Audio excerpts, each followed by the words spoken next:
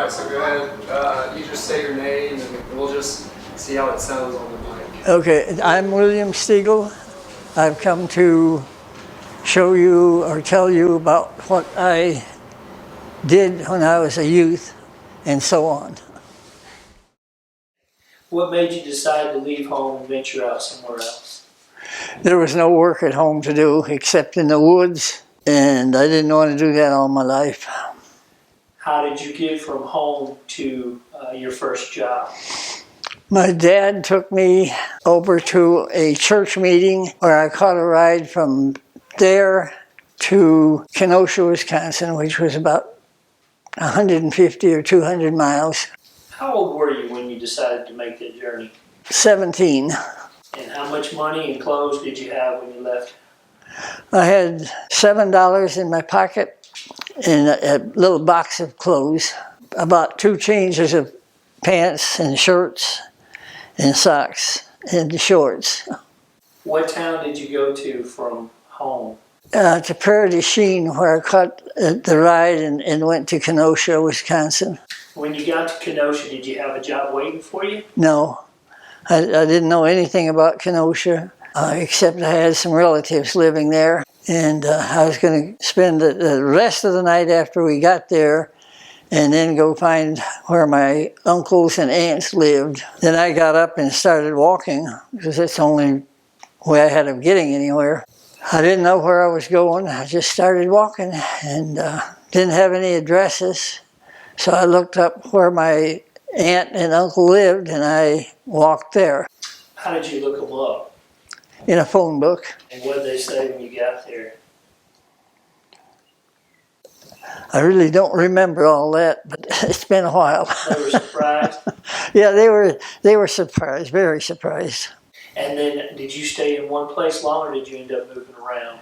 No, I stayed between 2 different places. My aunt, Orpha, and my uncle Everett, which only lived about a block apart. I spent from the time I got there until I went to live with my sister when she finally came down and asked me to stay with her. What was the arrangement staying with her? I was to pay her $15 a week for room and board, and she was going to give me food, wash my clothes. I guess that's about it. How did you find your first job? I just went out looking, asking everybody. I didn't have very much money.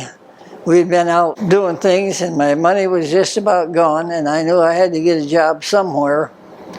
So I went to S.S. Krisky, that was a dime store, and asked them if they had any job for me. And he put me to work for 45 cents an hour. Was that working a full 40-hour week? 48 hours. When you got your first check, you had about $24 in your pocket, right? Last year. Yeah. Yes. And then you had to pay your sister rent. Yes. How much was that?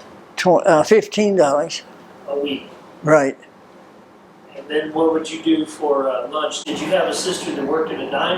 Right. I had a sister that worked at J.J. Newberry, and she worked in the kitchen part, the dining room. She was waitress, and she would feed me. Would she charge you? No. Yeah, that did help. How long did you work for Kresge before you found another job? I worked from then until I was about to turn 18. Then I had to go and try to find a job where I could make some more money, so I had to get a birth certificate to do that, and I didn't have a birth certificate. There was no record of my birth in Wisconsin.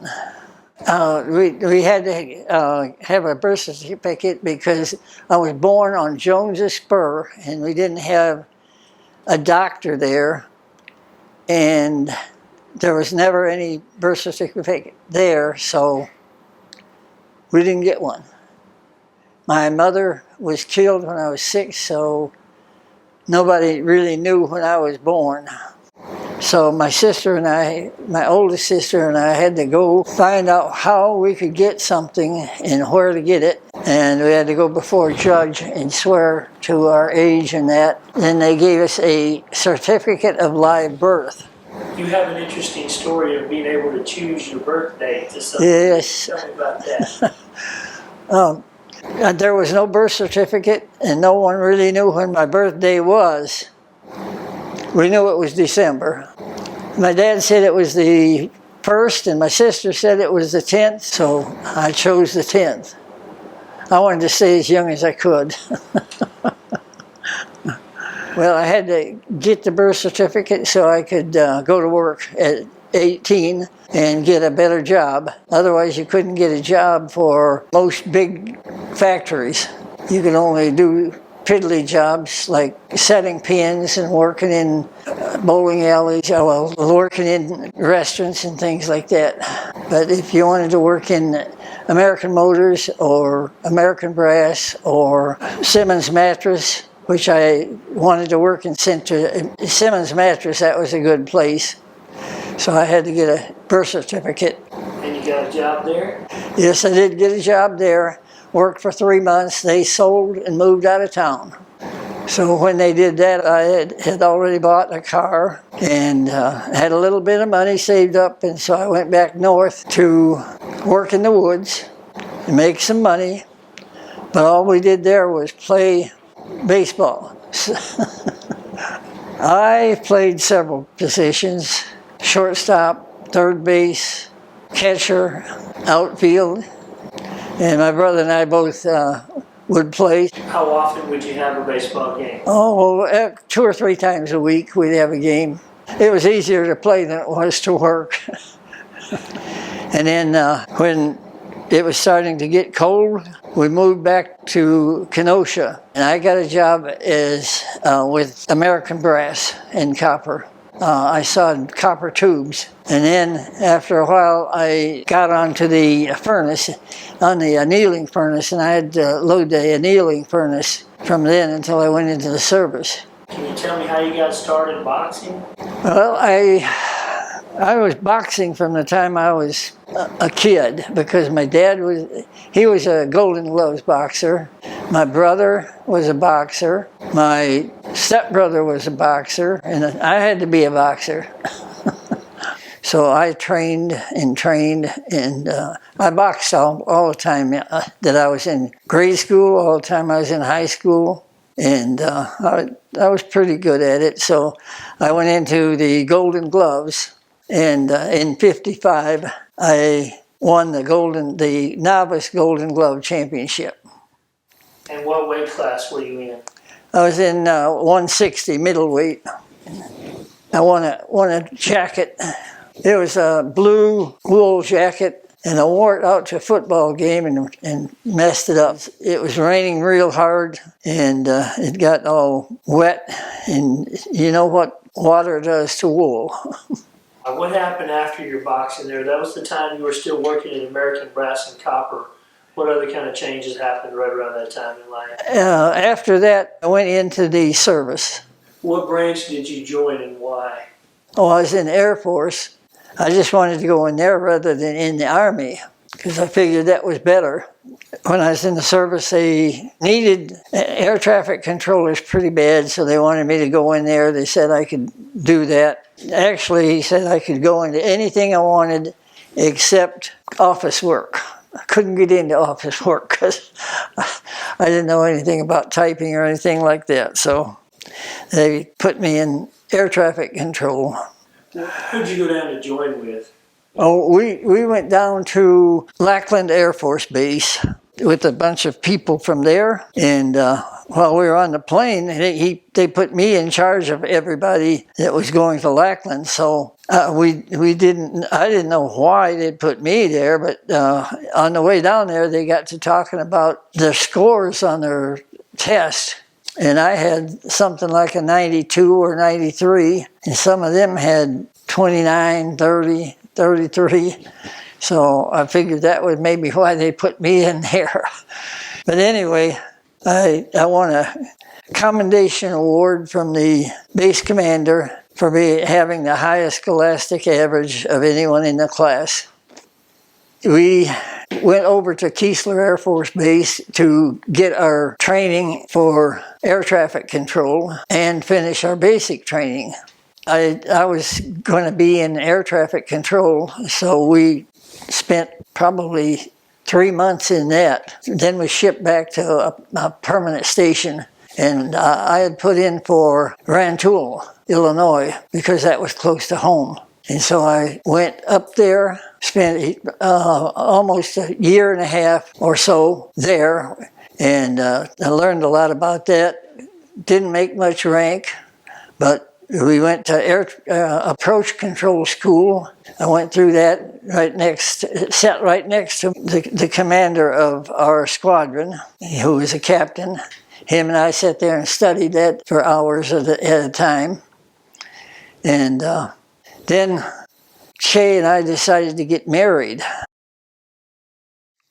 I wanted to tell you about the pilots in Rantoul. They would take us for hops because we knew them, because we worked in the control tower, and we were talking to them all the time. So they'd, if I needed a ride somewhere and they were going, they'd take us. And one old pilot, he just wanted to get his time in so he could get his money for flying.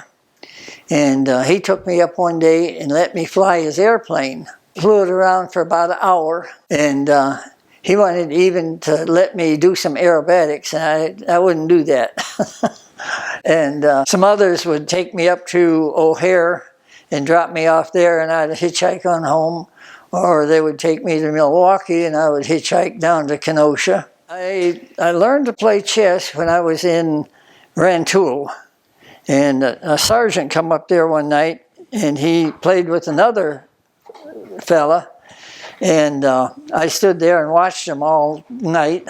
And I was trying to find out how the parts worked, how each piece moved and all that. And that night when I went to bed, all I could think about was how they moved, why you'd move here, why you'd move there.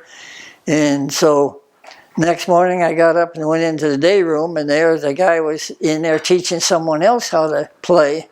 So I started helping the other guy play, and we beat him. We beat the guy that was teaching us. So after that I played quite a bit, and learned to play really good. There was hardly anyone that could beat me. What about the time that the runway was under construction? You mean when I had to call the guy? We had actually two runways that were permanently closed, and the one was under construction, and it stopped right at the other runway, and I cleared the plane to land without looking to see where he was, and all of a sudden the sergeant said, "Where is that plane?" And we looked up, and he was just touching down on the wrong runway, the one that was closed and had barricades on it. And he grabbed for the crash phone, and I grabbed the mic, and I told him there was a barricade ahead, and he just barely got that plane stopped. And by the time he got it stopped, his wing went right out over the barricade. That's how close he was.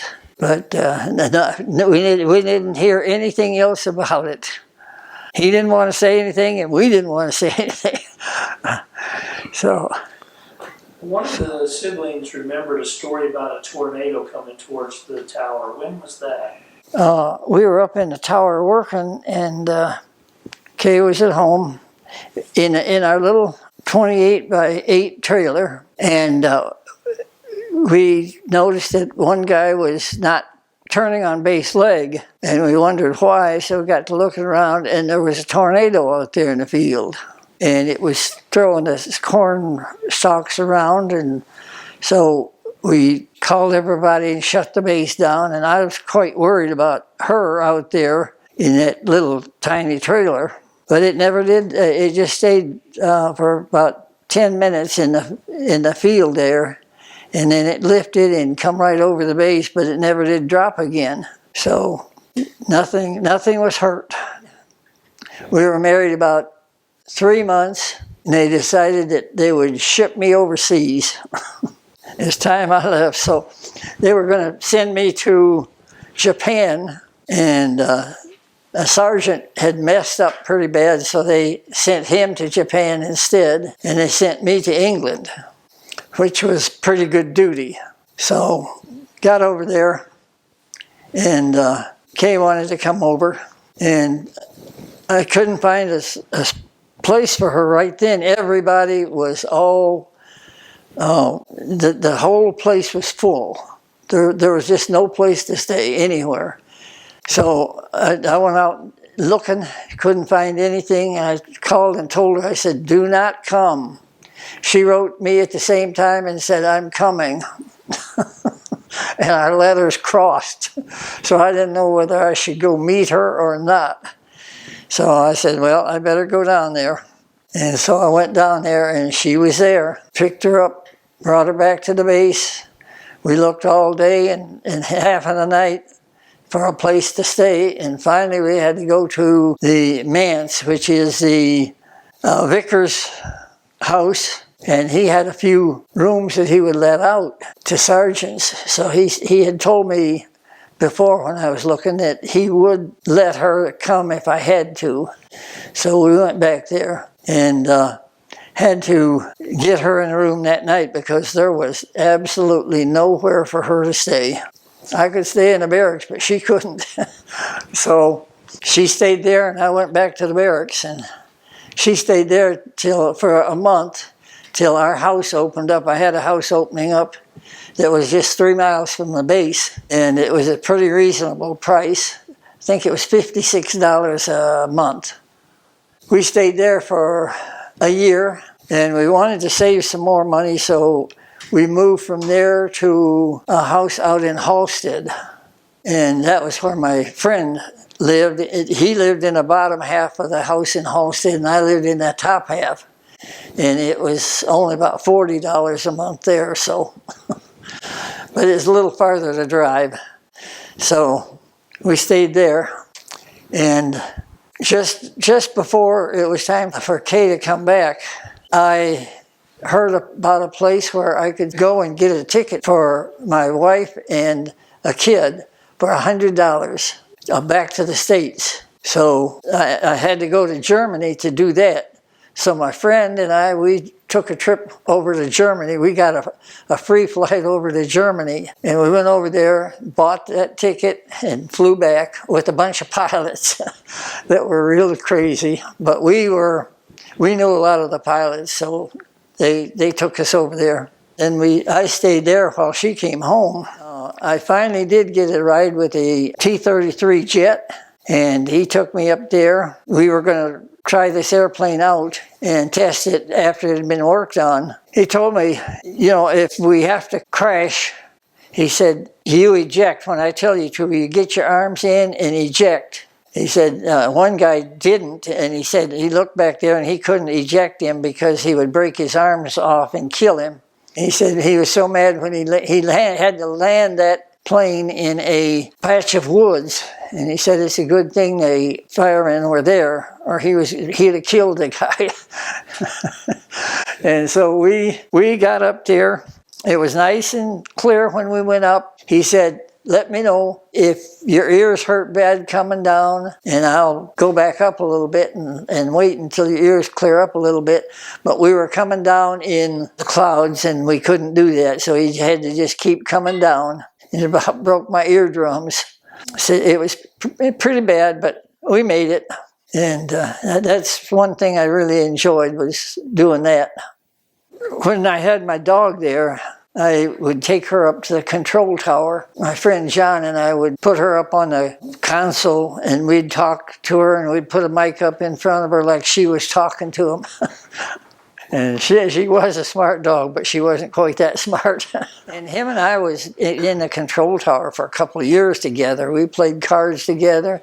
Me and him and the man that was in, every night we'd play on the third shift. We would get the weatherman up there, and we'd sit there and play cards all night because we didn't have anything else to do. And then after John left, there was just me and him, and couldn't play then, so. Oh, that was a pretty rough when there's only one person up in the tower. And John just gave you his car when he was there? Yeah, he had promised it to an Englishman there because they don't get cars very often. And then he said that he would let me use it until I left. And then I was supposed to give it to John, or to, I can't remember his name, but I was supposed to give it to him. And I tried to give it to him, but he wouldn't take it. He said he didn't want it. So I had to just leave it there. So we were on the base. I never registered it in my name. I don't know if John did or not. It was just on the base, and whoever wanted to use it could. It had the valves and stuff all burned in it, and it would barely. That night we were coming home, it would barely make it up that little hill.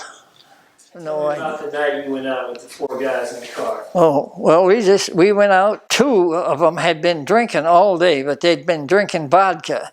And me, not knowing anything about drinking or vodka, they said, this is just water. They wanted to go down to Chelmsford, which was quite a ways down there toward London.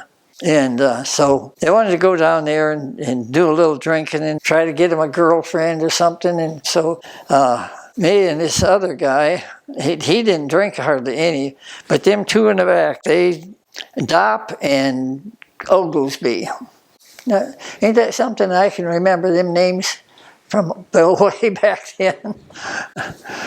Dopp and Oglesby, Dopp was 6'8", and Oglesby was about 5'8". We stopped on the way down there, and they went in and got them a bottle. And they drank that on the way down there, all 3 of them. And we got down there, and all I wanted to do was fight. When we got out, Dopp and the guy in the front seat with me, they wanted to fight. And he was trying to reason with Dopp. And Oglesby and me, we walked off, and Oglesby looked at me and he said, "You want to fight?"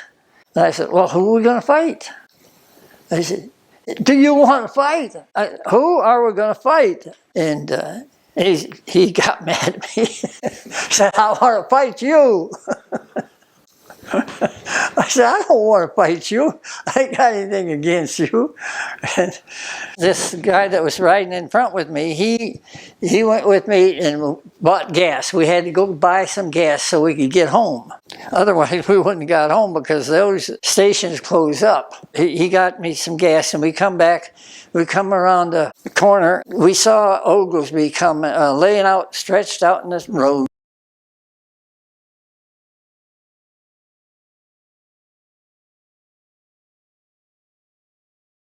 And we didn't know where Dopp was at the minute, but we stopped, and the guy that was with me picked up Oglesby and laid him in the car, and as soon as he got him laid down in the seat, Oglesby hit him in the jaw. So then there was almost a fight there between the 2 friends. So the English Bobby came along about then, and he told us to get out of town. And so I had to take the car up to where we had parked in the alleyway. And when I got out, Oglesby got out of the car too, and he followed me up there. And the other guy caught him and held him there, and I had to go find Dopp. When I did find him, he was sliding along the buildings. Now he's 6'8", sliding along the buildings like he's holding them up. He can't get away from the building or he'll fall down. And so I had to get him and take him back to the car. And when we got back to where Oglesby was, the other fellow told Dopp to hold on to Oglesby's hand, because if he let him go, he'd hit him. And if he did, he was going to beat him up. And we almost had another fight between Dopp and the other guy. And so they were going toward the car, and they were holding his hands. And we were on an alleyway that was filled with cinders, and Oglesby started trying to jerk away. And he pulled Dopp down, and Dopp hit head first into the cinders and skinned his face all up.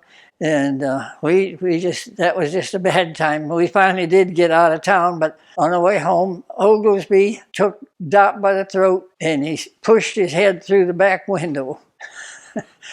we finally made it out, but when they got up the next morning and looked at the car and what had been done to them and all, they just couldn't believe it. That's about the end of my journeys there in England with the service. Were you happy to come back home after being in England with the Air Force? Oh, yes, I was. I was pretty happy to be coming back after 2 years over there. How old was Karen when you came back to the States? She was about a year. They only had one base hospital for all England. And that's where Karen was born? Mm-hmm. While we're on the subject of Karen, tell me the story of how you tried to teach her to talk on a road trip, and by the end of the road trip you wish you hadn't. Yeah, we were going to Oklahoma. I had to go back to school to get to the FFA school to get training for O'Hare Tower. And on the way down there, she was just learning to talk. And we were trying to teach her to say things, and we taught her to say car. And that's all she said then. That was pretty cute. And where did you go to next? Well, we went to your grandpa and grandma's house on the farm and stayed there. And I went back to work at American Brass and Copper, unloading an annealing furnace. I did that until the job opened up there at O'Hare Tower. And then I had to go and train again there because they won't let you come right out of the Air Force and go right into training. You have to go and learn again. And so that's what we did. And we moved down to Illinois for a while. And then we stayed down there and we met. That's where we lived next door to Paul and Sandy. We got really acquainted with them. And then when I left there, we had to come back up to her dad and mother's, and we stayed there. I went from there to Fuller Brush and stayed at Fuller Brush for a while. Can you tell me some stories from O'Hare? There wasn't much to tell there. It was just a lot of stress. Nothing there but stress and work. I only was at O'Hare itself for 3 months. I was at Oklahoma City for 6 months, and then went back for 3 months. It didn't pay very good back then. I was only getting $75 a week, and that was back in the 60s. When I came back from working at O'Hare, I started working, didn't have a job, so I started working at Fuller Brush. Didn't make much money there, so I finally had to quit and get a different job. And I think I went to, I believe it was American Motors, and I worked there for a while. And while I was working there, then I bought the pizza place and stayed there for 6 months or so. And Dan and Pat Dan especially wanted me to come in with him and buy in with him so that we could run the place because it was too much work for one person. So I bought in with him. We ran that place. We done really good. We were just gonna make a big addition to it. And I decided that I no longer wanted to be in it. What kind of place was it that you were in with them? The bakery. When we first started the bakery, I had to sell the pizza place, and then a few months later, I had to quit working at American Motors to work at the bakery because we had a big clientele, a lot of customers. Tell me what a normal day at the bakery might be like. Well, there was no normal day. The weekdays were pretty light, but Saturday and Sunday was extremely heavy. And we'd make a lot of cakes. We'd make dozens of donuts, dozens and dozens of Danish kringle, and dozens of all kinds of breads. What was the name of the bakery? Dan's Pastry. Called it Dan's Pastry because he owned it first. We didn't want to change the name. How long did he keep it after you left? I really don't know, probably 2 years. And how did you help him out with his truck while you were working there? Well, we both had to go, we both had to drive truck. He drove one way and I went the other way. And we'd meet back. We split the route in about 50-50. And when we got back, a lot of times we would decorate cakes till maybe 10 or 11 o'clock in the morning. We had started like 4 o'clock in the afternoon. And it was a pretty intensive day. But then Monday, Tuesday, Wednesday, and Thursday wasn't so bad. One person could run it. In finishing up, tell me about the accident with the van. One day I was going over to another city, quite a ways away. I'd never been over there to buy some baking pans and stuff. And I was coming back and I decided I'd go a different way coming back. And it was wintertime. And I was driving along pretty fast. And I come up over this hill and it was all icy down below in a curve. And I couldn't get it stopped and I couldn't make the curves. And we rolled over in the middle of the road. And I got out, my leg was hurt. I was standing there and here come a guy just a little ways from us, and he looked down there and saw me standing there and saw the car stand up on the top. And he just went on up to his house. Didn't come and help out or anything. And so we did have to get a tow truck and have them pull the car back over. But it didn't hurt it so bad that we couldn't drive it anymore, so we were okay.